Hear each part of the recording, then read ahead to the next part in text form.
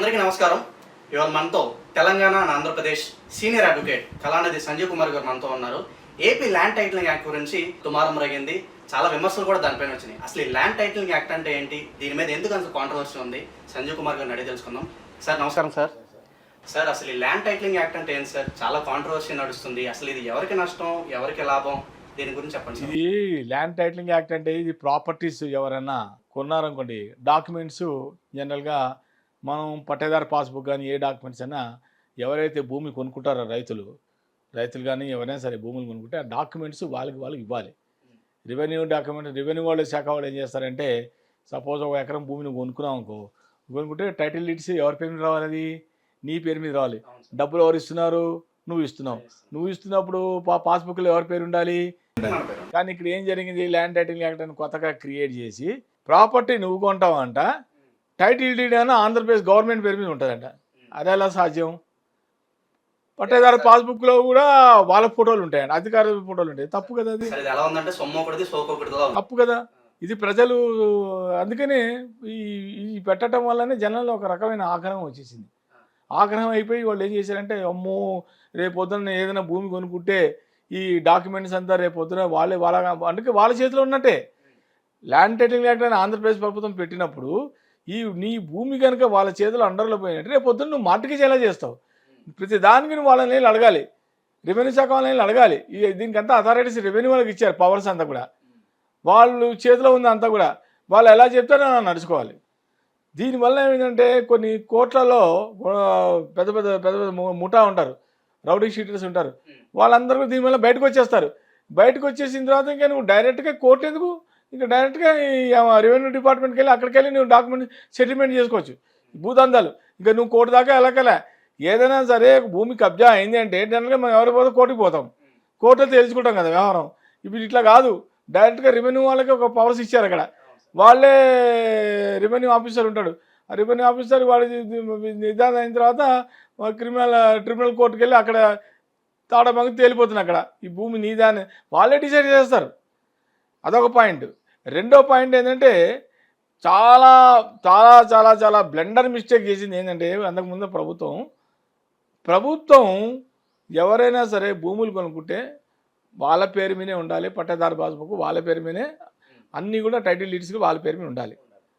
వీళ్ళు తీసుకొచ్చిన షరతు ఏంటంటే, మీరు కొనండి పేరు మాది పెట్టుకుంటాం, మీరు కొనండి పట్టేదారు బుక్స్ పేరు మీద మాది ఉంటుంది. ఇది జనం వాళ్ళకి నచ్చలే, ఈ స్కీమ్ నచ్చలే. సార్ గత ప్రభుత్వం ఓడిపోవడానికి ప్రధాన కారణం ఈ ల్యాండ్ టైటిలింగ్ యాక్ట్. ఆబ్వియస్లీ అదే అంటున్నా జనానికి. అంటే దీన్ని బాగా ఇప్పుడున్న ముఖ్యమంత్రి చంద్రబాబు నాయుడు గారు బాగా దీన్ని ప్రజల్లో బాగా రీచ్ అయింది. ఆయన చెప్పిన సభల్లో దీన్ని బాగా హైలైట్ చేశాడు. ఆయన ఎక్కడికక్కడ ఒక పాస్బుక్ జెరాక్స్ ఏదో పాస్బుక్ చూపించడం, ప్రజలకు చూపించడం. మా ప్రభుత్వం వస్తే మేము ఈ ల్యాండ్ టైటిలింగ్ రద్దు చేస్తా అన్నాడు. మా ఫస్ట్ నేను ప్రమాణ స్వీకారం చేసిన దాంట్లో మొదటి 2వ ఫైలు 3వ ఫైలు ఫస్ట్ ఫైల్ మీద సంతకం పెట్టి నేను రద్దు చేస్తా అన్నాడు. అలాగే చేశాడు ఆయన. ఫస్ట్ డే అన్నాడు ఒక 4-5 ఫైల్స్ మీద సైన్ చేశాడు. దాంట్లో ల్యాండ్ టైటిలింగ్ యాక్ట్. ప్రజల్లో ఒక రకమైన హ్యాపీ అయ్యారు. ఆ సార్ చెప్పినట్టుగానే చేశారు అనే రకమైన ఇది. ప్రజలకు ఇప్పుడు కోరుకునేది ఏంటంటే, పరిపాలన అనేది ఎలా ఉండాలంటే ఎప్పుడు కూడా ప్రజలకి అందుబాటులో ఉండేట్టుగా ఉండాలి. ప్రజలు కోరుకునేది అదేగా. ఇప్పుడు నిన్న మేము ఎవరినైనా ఒక మనిషిని ఎన్నుకున్నారంటే, ఈయన వల్ల మనకి ఓటు వేస్తే ఈయన చేస్తాడు, ఈయన వల్లే అది సాధ్యం అవుతుంది, వేరే వాళ్ళు అయితే అవ్వ కాదు. ఒక అధికారి జనాల్లోకి వచ్చి ఆ సమస్యలు ఏంటో తెలుసుకొని ఎవరికైనా అది అట్లా ప్రజలు కోరుకునేది అది. కాబట్టి ఈ ల్యాండ్ టైటిలింగ్ యాక్ట్లో వీళ్ళు తీసుకొచ్చిన డీడ్ మటుకు కరెక్ట్గా లేదు. అది అంతకుముందు ప్రభుత్వం అది అసెంబ్లీలో చెప్పారు, మేము కానీ ప్రభుత్వం వస్తే మొత్తం అది దానివల్ల ఇంకా ఈజీ అయిపోతుంది అంటాడు. ఏం ఈజీ అవుతుంది? ఏంటి ఈజీ అయ్యేది ఏంటి చెప్పండి? అంటే ఫోటో ముఖ్యమంత్రి ఫోటో పెట్టేసుకొని డబ్బులు నేను కడతా, డబ్బులు కట్టినప్పుడు నా ఫోటో ఉండాలి, నీ ఫోటో ఏంటి, నీ అధికారం ఏంటి? అది కరెక్ట్ కాదు కదా. ఎవరు కొంటే ప్రాపర్టీ వాళ్ళ పేరు మీద ఉండాలి. అది జనంలో అదొక్క స్కీము జనాల్లో నచ్చలే. టైటిల్ డీడ్ ఎవరు కొనుక్కుంటే ప్రాపర్టీ వాళ్ళ పేరు మీద టైటిల్ డీడ్ ఉండాలి, అంతే తప్ప ఈ టైటిల్ డీడ్ ఆంధ్రప్రదేశ్ గవర్నమెంట్ కంట్రోల్లో ఉంటుంది, అంతా గవర్నమెంటే చూసుకుంటే రేపొద్దున తాకట్టు పెట్టేస్తే అందరూ కొనేస్తారు భూములు, అవన్నీ తీసుకెళ్ళి గవర్నమెంట్ మార్టగేజ్ పెట్టేస్తుంది, తాకట్టు పెట్టేస్తుంది. వీడి నువ్వెలా విడిపించుకుంటావు? ప్రభుత్వం మార్టగేజ్ పెట్టేస్తే నీకెలా వస్తుంది భూమి? కాబట్టి ఇది జనంలో ఒక రకమైన భయం ఆందోళన జరిగింది, భయం ఆందోళన. అమ్మ బాబోయ్, ఎక్కడ మా ఆస్తులు పోతాయో ఎక్కడ మా ఆస్తులు పోతాయో, అనవసరంగా ఈయనకి మళ్ళీ ఓటేస్తే మా బతుకు గోవిందా అని బ్రహ్మాండమైన తీర్పు ఇచ్చారు. సార్, ఇంత వ్యతిరేకత వస్తుందని గత ప్రభుత్వం ఊహించి ఉండదంటారా? నో, అసలు ఇది చేస్తే ప్రజలు నన్ను బాగా హర్షిస్తారని అనుకున్నాడు. కానీ ఈయన చేసిన ఒక బ్లండర్ మిస్టేక్ ఏంటంటే, ఏ స్కీమ్ అన్నా తీసుకో, ఊరికే బటన్లు నొక్కేస్తే కాదు, టీవీలో చిన్న ల్యాప్టాప్ పట్టుకొని బటన్ నొక్కేస్తే కాదు, అది కాదు.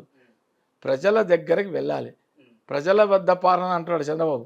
ప్రజల దగ్గరికి వెళ్ళాలి, మమైకం అవ్వాలి, ప్రజల మధ్య దూరాలి, ప్రజల దగ్గరికి వెళ్ళి వాళ్ళకి బాగా ఫీడ్బ్యాక్ ఇవ్వాలి, అవేర్నెస్ తీసుకురావాలి, వాళ్ళకి అన్నీ చెప్పాలి, వాళ్ళకి అన్నీ అర్థం అవ్వాలి. అసలు ఏం చేస్తున్నాం మనం, వాళ్ళ ఈ స్కీమ్ వల్ల మీకు వచ్చే ఉపయోగం ఏంటి, మాకు వచ్చే ఉపయోగం ఏంటి అన్నీ చెప్తే ప్రాపర్గా ప్రజెంటేషన్ ఇస్తే జనంలోకి అప్పుడు రీచ్ అవుతుంది. ఊరికే ఏమి చెప్పకుండా ఊరికే ఒక బటన్ నొక్కేసి ల్యాండ్ రేట్ డీడీ చేస్తే ప్రజలకు ఏమవుతుంది? ఇప్పుడు దీంట్లో చదువుకునే వాళ్ళు ఉంటారు, చదువుకునే వాళ్ళు ఉంటారు.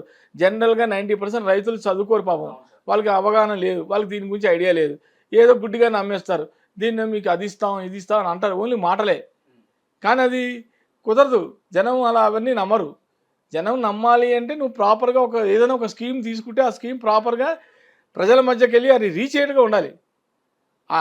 ఆయన ఒక్కడే బాధ్యత కాదు, ఆయన దగ్గర ఉన్న ఎమ్మెల్యేలు అందరూ కూడా ప్రతి వాళ్ళు డోర్ క్యాంపెయిన్ చేయాలి. క్యాంపెయిన్ చేసి ప్రతిదీ వాళ్ళకి చెప్పాలి, అర్థమయ్యేట్టుగా చెప్తే అప్పుడు ఒక రకంగా ఉండేది. ఇది పెట్టిన టైటిల్ డీడ్ మటుకు క్లారిటీగా లేదు, ఎవరి దగ్గరికి ప్రజల దగ్గరికి పోలే, అందుకని ఈ రకమైన రిజల్ట్ వచ్చింది. అలాగే సార్, ఈ పథకం అయినా వేరే పథకం అయినా అసలు ఏం చేస్తున్నారు అనేది ప్రజల ముందుకు వచ్చి ఒక ప్రెస్ మీట్ కూడా పెట్టిన దాఖలాలు అయితే ఏ రోజు కనిపించలేదు. అందుకనే కదా జనం ఇలా తీర్పిచ్చారు.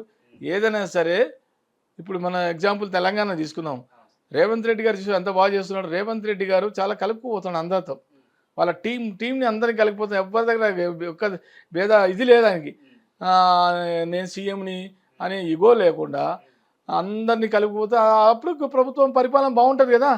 ప్రజల దగ్గర ఆయన అనేది ఏంటంటే ప్రజల దగ్గరికి మనం ఏ చేసినా రీచ్ అవ్వాలి, ప్రజలకి ఫీడ్బ్యాక్ తీసుకోవాలి, చెప్పాలి.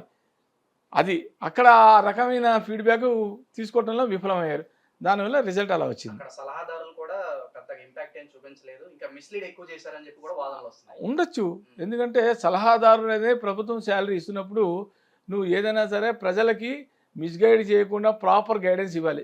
ఒక సీఎం గారి దగ్గర అధికారులు అంతమంది సలహాదారులను పెట్టుకున్నప్పుడు మరి అంతమంది ఫెయిల్యూర్ అయినట్టుగా, ఏదో 20 మంది ఎంతో పెట్టుకున్నట్టు ఆయన అడ్వైజర్స్ 40 మంది సార్, 40 మంది అడ్వైజర్స్కి ఒక్కొక్కరికి 2 లక్షలు వేసుకో శాలరీ, 80 లక్షల జీతం, 80 లక్షలు అనుకున్న ఎగ్జాంపుల్ చెప్తున్నా. కొంతమంది బయటకు వచ్చి మా జీతం కేవలం 14,000 అని చెప్పి వాళ్ళు చెప్పుకుంటున్నారు సార్.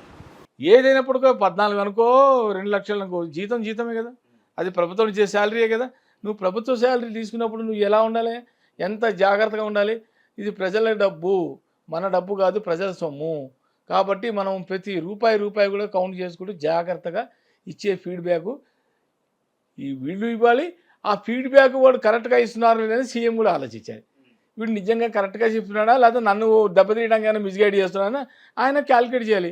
మనం ఎక్కడ ఫెయిల్ అయింది, అది ఎక్కడ దెబ్బతింది, దానివల్ల ఈ రకమైన రిజల్ట్ వచ్చింది. సో ఎవరైనా సరే, ఏ ప్రభుత్వం వచ్చినా సరే, ల్యాండ్ టైటిల్ లీడ్స్ ఇలాంటివి వస్తే, ఇప్పుడు ఈ కొత్త ప్రభుత్వం వచ్చి రద్దు చేసింది, ఏ స్కీమ్ అయినా తీసుకోండి, స్కీమ్ తీసుకున్నప్పుడు ప్రజలకి ఒకసారి అవగాహన తీసుకురండి, అవగాహన తీసుకొచ్చి ఏదైనా చేయండి. ఇంకోటి కూడా సరే నెక్స్ట్ టాపిక్లో చెప్తాను. కొన్ని ఇల్లీగల్గా ల్యాండ్ కబ్జాలు చేసి ఇల్లీగల్గా కన్స్ట్రక్షన్ చేశారు, ఇల్లీగల్గా దానికి ఒక డాక్యుమెంట్ లేదు, ఏమీ లేదు, టైటిల్ డీడ్ ఏమీ లేదు. 2 ఎకరాలు 3 ఎకరాలు మా ప్రభుత్వం వస్తుందని చెప్పి కట్టేశారు, ఇవాళ టీవీలో వస్తుంది. మొత్తం డిమాలిష్ చేశారు, మొత్తం డిమాలిష్. మరి ఆ డబ్బు ఎవరిది? ప్రజల డబ్బు. మా ప్రజల డబ్బు తీసి అనవసరం వీళ్ళు కూల్చేశారు, అది ఇల్లీగల్గా కూడా కట్టాడు. మరి ఎంత నష్టం ఈ మరి దీన్ని, అందుకని 1 లక్షల అప్పు అయింది. దీన్ని ఎవరు తీరుస్తారు, ఎవరిస్తాడు డబ్బంతా? అట్లా చేయకూడదు. చేస్తే ప్రజల్లో కూడా ఒక రకమైన వ్యతిరేకత అనేది వచ్చింది ఇప్పుడు అది. సో ల్యాండ్ టైటిల్ డీడ్స్ చేసేయడం ఇలా ఈ రకంగా చేస్తే కనుక ప్రజల్లో వ్యతిరేకత అనేది వస్తుంది.